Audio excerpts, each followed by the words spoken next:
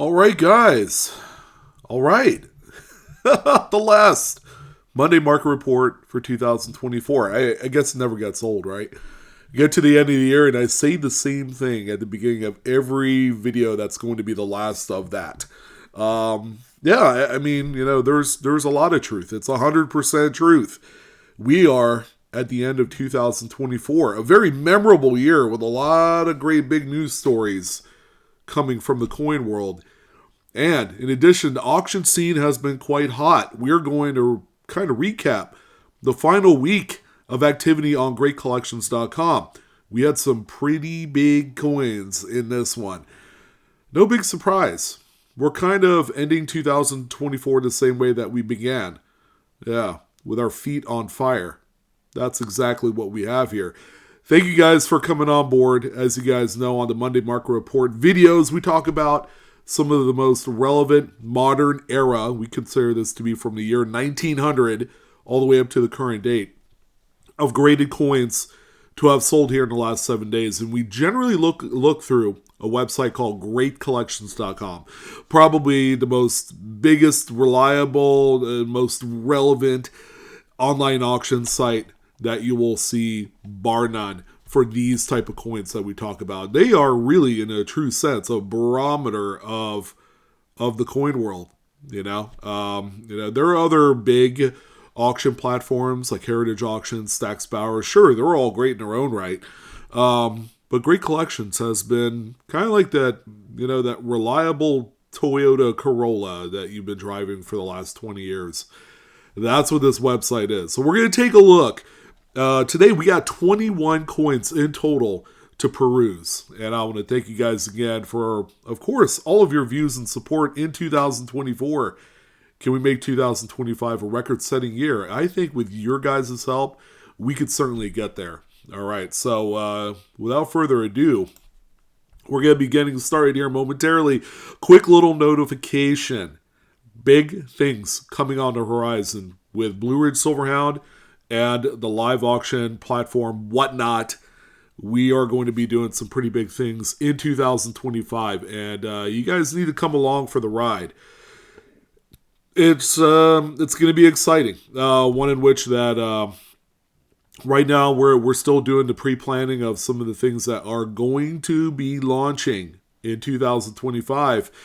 Mostly anticipating what is going to be a very hot year in coins. We're coming up to the 2026 semi-quincentennial event. New coins are going to be coming out. We are going to be giving away some of those pieces at some point in 2026. So we got to gear up in a huge way. And I hope you guys will sign up to at least come visit me. And if you haven't signed up before, we have our referral link down below in the description box. And I'll also, for some of you out there, to make it a little bit easy, we'll also pin it in the comments section of this video. We do auctions every single Friday. So if you're looking for a really nice piece to add to your collection, maybe one affordable, or maybe you're looking to add that big time trophy to your collection, look no further. We got the hookups. Sign up today. I will give you $15 off your first item. It doesn't matter what it is. Come join in the hottest revolution in the auction scene. Whatnot has what you need. All right, let's go ahead and get started with these selections. My goodness, 1963D. This, as you guys know, this is by far in the Lincoln Memorial Design Series, the toughest one, by far the lowest pops at the highest level date that you will ever come across. I've looked through hundreds, if not thousands of BU rolls in the search for a coin that would grade a 67. That's how tough it is. I've managed to grade a couple 66 pluses and a fair share number of 66 reds. Never have I hit a 67. And it was like that for a long time, where 67 was that elusive grade. 67 didn't exist as of about 10 years ago. That's it. You had to settle for a 66 plus, which at that time was somewhere settling in the $2,500 to $3,000 range. Now, we have what I consider to be for the Lincoln Cent Registry folks out there a pretty decent foundation of mid-state 67s. There is a pop count through PCGS of 9 examples in a 67. So there are a few out there. We had this one that did sell here this week. Yeah, these things haven't really dropped. They're always going to be expensive at the highest level. This bad boy right here ended up hammering last night for $7,899.42. You know me, I like to round up to the next number. Just call it an $8,000 coin. And that is essentially what we have here. Will we come to that time where, the perfect 63D will be graded? Perfect being a mid-state 67 plus? I don't know. I really don't know. But as of right now, we're just going to revel in the fact that this particular coin, it is 67, is one of the big chasers out there. Some of you, and I would say probably a vast majority of you out there listening today, are not aware of how important this particular date is. Next one coming up here is one that's not particularly in the highest grade, but you need to know about it. There are a couple of these small, large date variants that you could find in proof sets. Now, obviously, the big thing to be on the lookout for is going to be the one with the small date. Most importantly, how does the coin look in proof? Does it have the just amazingly bright proof cameo surfaces, the frosting on all of the devices? That's going to be one of those components that graders are looking for in order to get a deep cameo designation. And that's going to be the most important part to this coin if you did find one. Now, I will tell you, I have found a number of small date 1960 proofs. They're actually very easy to see. They're actually easy to see with the naked eye if you have good vision. But finding one with frost to this level, that's where a lot of the challenge comes into play.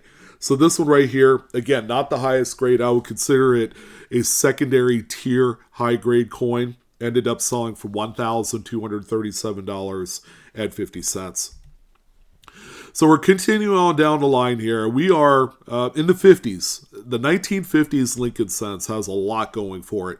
It is quite possibly one of the most challenging decades, aside from maybe the teens and 20s, where finding, the highest grade possible as a registry set person or owner or participant is quite challenging.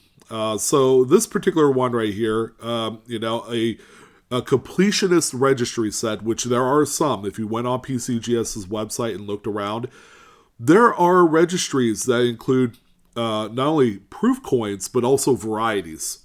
All right. It's not just simply all business strike coins. So proofs have a lot of relevancy to it, to the market, especially the ones that grade out high enough. Like this example, which came about as a proof 68 red.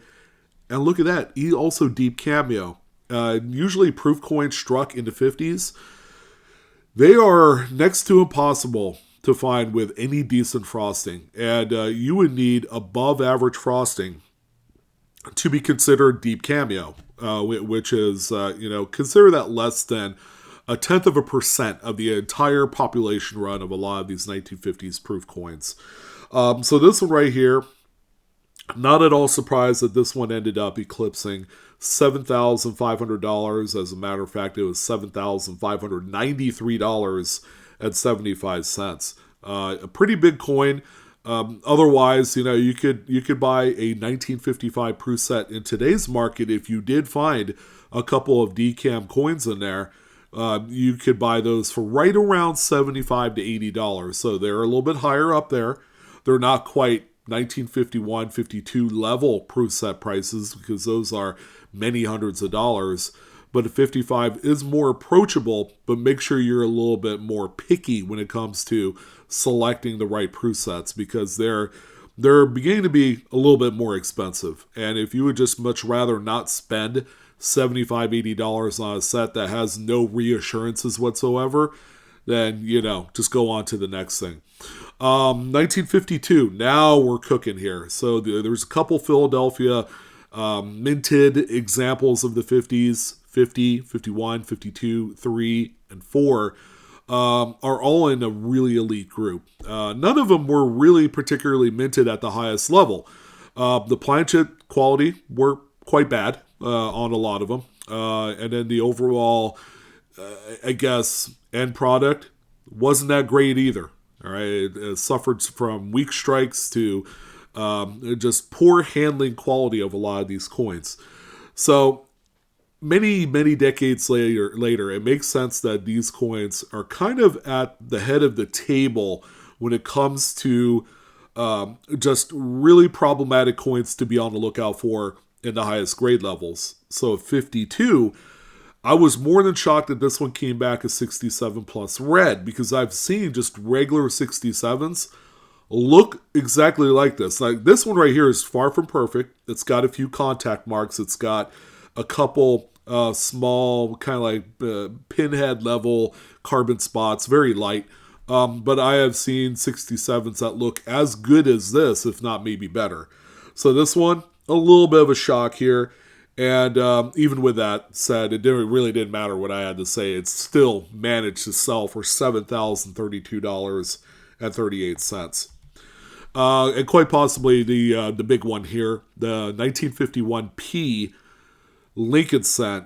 This is the big one of the entire decade. And if you're able to capture a 67 plus red like this one, and to kind of compound on things a little bit here, it's got a CAC certified sticker on it, which makes it that much more better of a coin to invest in for a registry. This one ended up selling for $9,916.88. So a few mere dollars away from $10,000. Again, who would ever freaking thought that a coin that you could just casually walk into a coin shop and buy for about $1 would net you $10,000 X that amount? In today's world, a lot of people don't comprehend that. But for some of us that truly understand the top pops and registry sets and things like that, that's where a lot of this information is more important, because you can capitalize on it. You would have a better understanding of how the market works for those particular coins. It's quite a niche, but once you get used to it, it's a very interesting kind of topic. And then of course we had all three. We had the trifecta of just registry death over here. 1950 was the other big one that was on here. Also in the 67 plus red, CAC certified, a pretty big one. This one sold for $6,076.70. If we took just the last three coins, including this one, into play, that is that's $22,000 out of three Lincoln cents that a lot of us don't really realize that one could be sitting in dealer stock inventory. We just don't know it yet. It's quite remarkable to think about. So I want you guys to think about it. I don't really condone grading such coins because it's really a slippery slope. There's no guarantee at the end of the day because there's so much protection of the registry top pops. The coin has to be essentially, to their eyes, as perfect as it can be. 1945S, another big one here, in a 68 red. I guess the only thing that matters is, it's got no CAC green bean. But for the price tag, you would think it did have it. This one ended up selling for $17,564.62. There's got to be maybe two or three of these in the 68. But could you imagine if it had a CAC green bean? This thing would be $20,000 all day long. 1920D, so there's a pretty significant gap, 25 years, from that 45 to this 1920D. Now, 20s coin production in general, it was very light, lots of lower mintage stuff during this decade. It didn't matter what coin you were looking at, Lincoln cents, Buffalo nickels, Mercury dimes, what have you. You could, if you opened up any sort of publication that shows mintage figures, you're going to see just a tremendous drop-off after like 1918, and it goes all the way up to about 1931-32, where these mintages were single-digit millions. All right, 1920D is a tough one. And another thing to consider is that, these were coins produced before the Great Depression. Once the Great Depression hit, that's me snapping my fingers, nobody saved these. Everybody was using every single coin. Every single coin had utilitarian kind of applications, It had to buy, a box of nails at the hardware store. You had to go to the soup kitchen and grab a plate of food or, a basket of groceries. There was a lot of utility with these coins. Nobody really ever saved coins during this kind of like 12, 13-year stretch. So finding them at the highest rate of preservation today is one of the biggest coups in the hobby. It's actually one that I personally like. I like to go out there, ladies and gents, and locate some just premium, ungraded 1920s coins that I could put a collection together with, because it really represented this very unique time in U.S. history. And it also affected everything from money to automobiles and just like culture in general. It was truly a marvel. So not to just divert too far away from the coin at hand. That's the big reason why this one's here. It is 66 red, CAC certified, and a huge price tag to match at $16,603.88. With that price tag, you look at the coin, you're like, wow, I don't see the association of that kind of money being tied to a coin that looks like this, but after the little history lesson, you guys probably get it a little bit more than some other folks. All right, so now we're diving into nickels here. We have a few. Surprisingly, this is the only Jefferson nickel, a 1980p.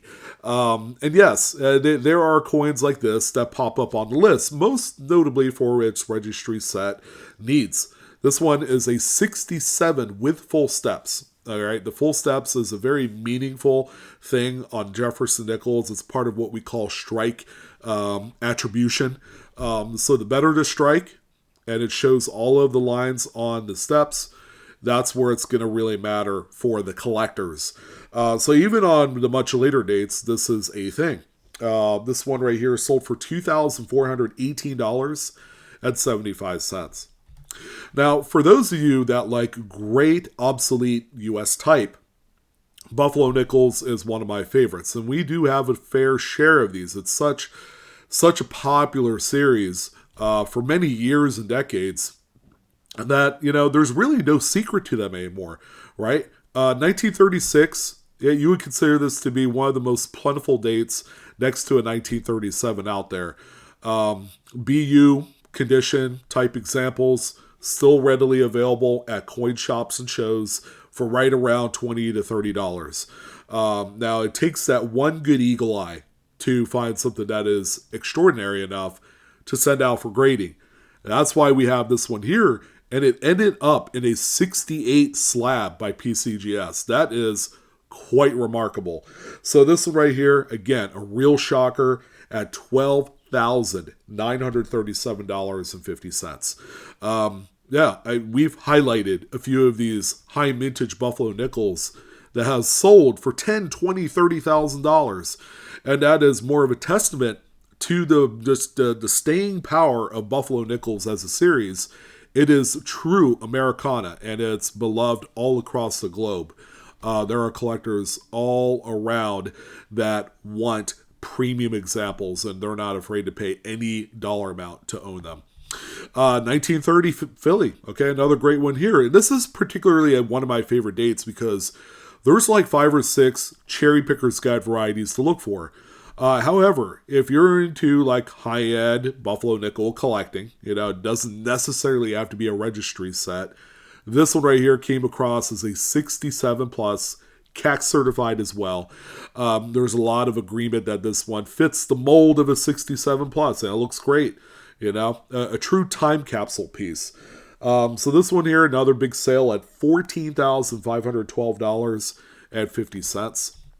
And then we also have a 1926. Okay, we got this one here. That is a Philadelphia minted example, showing some pretty, I would say, just slightly above average luster for the date. Again, 1920s coins. We had that conversation.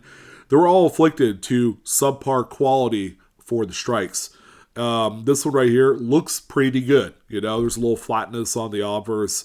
Right on the Indian's braid right there, which is a common spot. You usually see that on the coins of the 20s.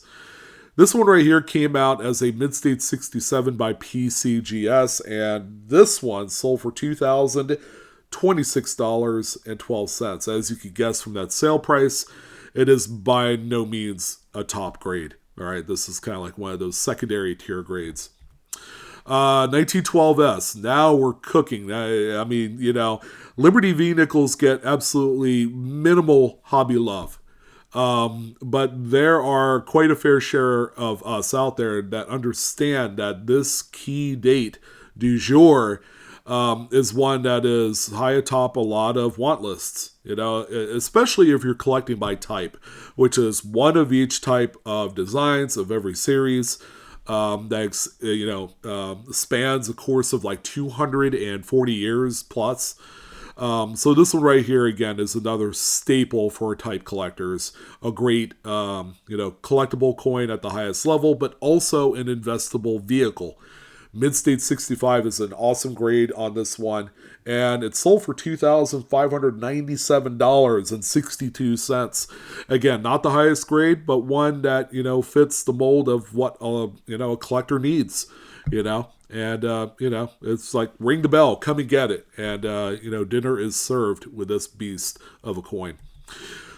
All right, so dimes. What the heck is happening with Roosevelt dimes? Okay, we've seen a lot of like major moves in the market, not only at the lowest level, like those minor mint errors and varieties and things like that, have all of a sudden just really caught the wind of collectors, and dimes now all of a sudden are on the forefront of a lot of collectors' desires. They've been underpriced and underappreciated for so long. It's a design that, at one point, probably in the near past, or most recent past, became kind of like a butt of a joke. It's like they're never going to replace this design. It's not anybody's personal favorite, and it's been left alone for quite a while. It took the fire of registry set systems and the upcoming news of a redesign for 2026 specifically for the semi-quincentennial. And now all of a sudden, there's a few more people are catching wind to the series, and they're giving it a little bit more credence. So I was more than beyond shocked that this 1955, albeit it is a little bit lower date, but people knew that in 55, and a lot of them were hoarded at the highest grade possible. So there are BU rolls upon BU rolls of 1955 Roosevelt dimes in existence today. Mid-State 68, kind of a big deal of a grade here. However, what is missing is full torch. It doesn't have that full strike of the torch, which is very important to a lot of registry sets. Now, if you were to kind of strip away, that this really crusty toning on here, which, it's just okay. I've seen a lot better on Roosevelt dimes. It just seems like a very basic coin. It doesn't have full torch, This one right here sold for $3,375. And I've seen much more impressive dates, like 49S's with full torch has sold for as much as that. So, again, we're seeing like this rebirth of the series. If not a rebirth, because, again, it was never really widely collected up until about now. But maybe, kind of like the door is finally opening on these. We also have the proof coins also being a target of the desires of some high-end collectors. 1951 proof. Okay, now these are tough. 51 proof Roosevelt dimes come in a complete set with a Franklin half dollar, a Washington quarter, and a few other coins. You would have to pay $400 or $500 for a 1951 proof set. Not cheap at all. So you got to make sure that, whatever you decide to do, you need to have a reason to buy the set other than the fact that it's a pretty decently low mintage set. Why not go for coins that have the deep cameo frosting? It doesn't matter which one it is, from the Lincoln set to the nickel to the dime, and then all across all the other coins. So the 51 Roosevelt dime was birthed from a set that probably didn't have a whole lot else to offer. All right, so now here we are in a Proof 68 deep cameo PCGS slab, and this one is historic, right? This one ended up selling for $7,031.25. The coin by itself, if you had to isolate the coin out of the set, it's really only a $30 to $40 coin. If you had to buy it singularly, which, the coin shops will have these singled up because they've probably broken up sets to send specific coins to grading companies. The Franklin half dollars are a very popular one. So there are folks that have cracked open 1951 original OG proof sets specifically for the Franklin half dollar, and they didn't care about any of the other stuff. So the coin by itself is relatively affordable. But the second half of the battle is getting it to grading and making sure it comes back in decam status, and that's where a lot of the money is going to come around. Let's see, we do have one Mercury dime, surprisingly one Mercury dime to close out 2024, and it's a 45S Micro S. Okay, this one has the really tiny S mint mark on there. This one came back as 67 plus, full bander, nice strike. This time by CACG, the grading company, one of the new kids on the block. Actually, they're probably not so new now. I gotta stop saying that. But in any event, this one sold for $4,162.50. A real beauty. Barber dime, heck yes. Let's go ahead and add one in there. 1902 Philadelphia Barber dime. Again, not particularly a rare date. The Philadelphias are quite plentiful on a lot of the dates within the series.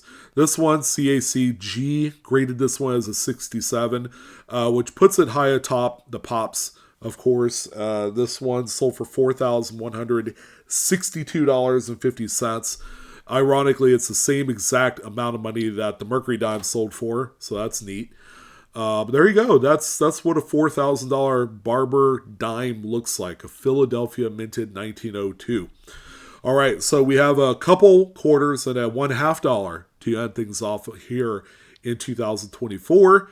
1949D, super atomic toner, not my personal favorite. I'm not as favorable on the gold brown, kind of on the leading edge of terminal. Is kind of like what I see this one as. But it did come back as 68.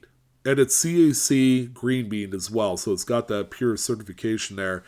A big one. $8,850.38. Nice big sale.